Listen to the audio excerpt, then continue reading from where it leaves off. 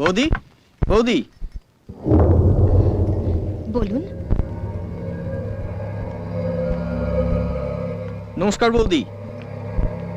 মুখার্জি বাবুর অফিসে আমরা কাজ করি। উনি তো আজকাল আসেন না, তাই একটু দেখা করতে এসেছি।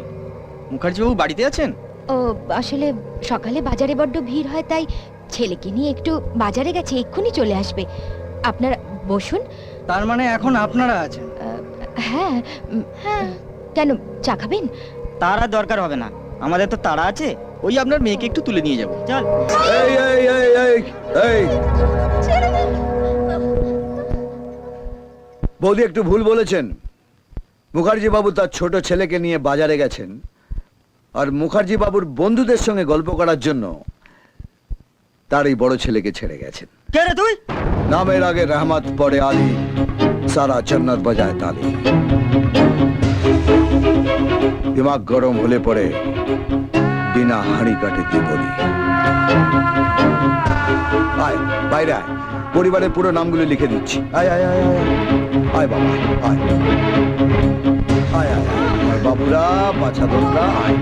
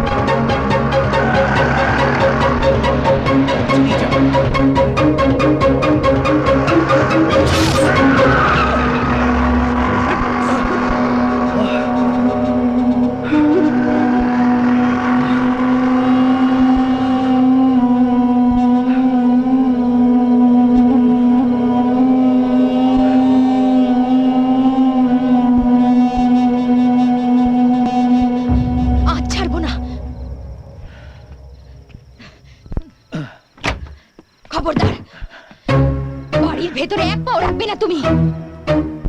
যবে থেকে তুমি এসেছো তবে থেকে যত রকম অশান্তি শুরু হয়েছে, গুন্ডা বদমাশদের আসা যাওয়া শুরু হয়েছে বাড়িতে। যাও তুমি, যাও এখান থেকে, যাও। শোনো, যাবার আগে বলে যাও ওরা কারা ছিল। হ্যাঁ, কারা ছিল ওরা? আমার মেয়েকে কেন তুলতে এসেছিল? কারা ছিল ওরা? তোমার পবিত্র কোরআনে দিব্যি রইল, বলে যাও এখানে।